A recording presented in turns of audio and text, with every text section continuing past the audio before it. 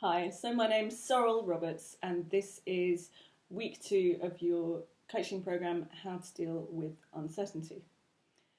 So, in week 1, we looked at clarity as a theme, and in week 2, I'm going to invite you to think about confidence. So, there's something about feeling uncertain that I've noticed in both myself and my clients, which means that we suddenly forget about all the resources, strengths, existing skills that we have, and think only about what we don't know, what we don't have, everything that's lacking or missing, basically. And I think it's a bit of a trap.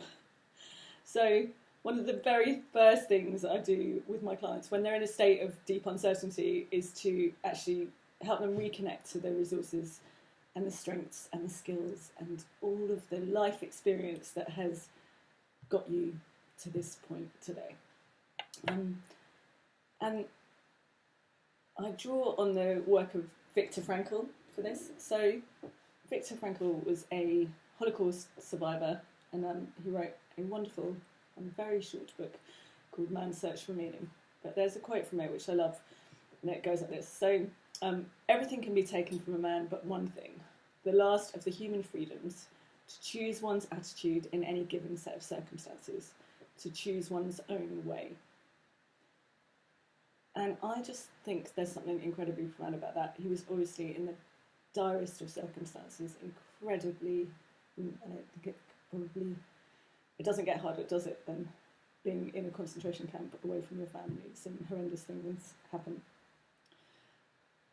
And yet, his focus on actually you can choose your attitude even in the face of extreme uncertainty, and you do, it is a human freedom and it is a choice, and that doesn't take away from the fact that it sometimes feels really, really incredibly challenging. So uncertainty can shake our sense of self, our foundations, our self-confidence, but we all have strengths, skills, experience within us. So that's what I'm really inviting you to focus on this week. So to really build and bolster your sense of confidence, because I think if we can move forward in times of uncertainty with a sense of, a kind of a backpack that we can put on of all our strengths and resources and skills and move forward with that, then I think that serves us really, really well. So the first exercise I'm going to ask you to do is just to think of anything that you've been involved in that you feel proud of.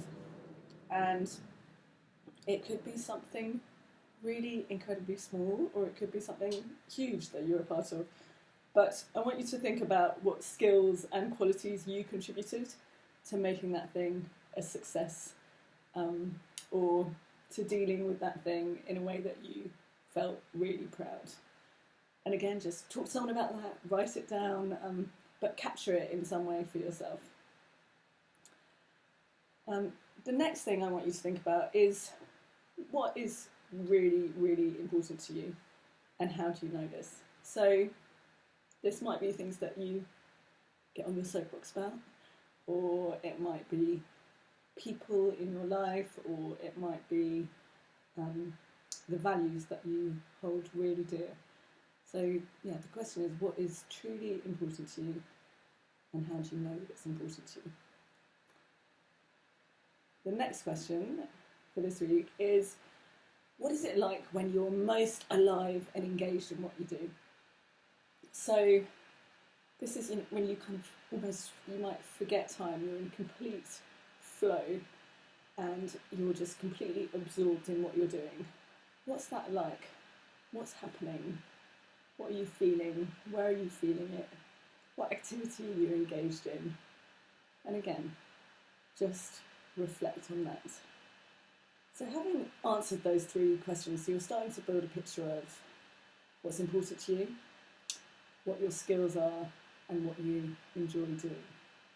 And I think that when we make decisions that meet those 3 areas, we actually can move forward with more confidence. The other thing that I now want you to do, and this is about changing focus. So if we are focused on our uncertainty and what we feel we're not getting right, then we're just going to continue noticing all of that.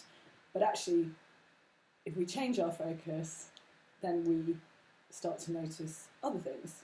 I'll give you an example of this. So if you decide to, I don't know, buy a certain pair of trainers or buy a certain car, depending on the budget that we're working with here, then suddenly you will see those, excuse me, you will see those trainers or that particular car everywhere because your mind is focused on it. That similarly works for yourself. So here I want you to think about something that you're really good at, that you want to congratulate yourself. So if you're really, really kind to yourself, what would you congratulate yourself for every day? And just start to notice that. And again, this is a focus changing activity, but the next activity is just every night this week, just for 1 week, find 3 things that went well in your day, write them down and reflect on what part you played in making that thing go well. And this is just to start sort of rewiring, reprogramming your brain to notice the good, to notice the things you can congratulate yourself for, to create a kind of climate of gratitude and a climate of recognising your strengths and skills. The final exercise that I would ask you to do between this week and the next week of our coaching programme is to ask 5 people the following questions. This is something that we do on Barefoot Coaching course actually, and it might feel slightly brave to do this, but what I'd ask you to do is ask 5 people whose opinion you respect and trust the following questions. So these are: what one word or phrase describes me best? What do you think is my greatest achievement? What do you value most about me?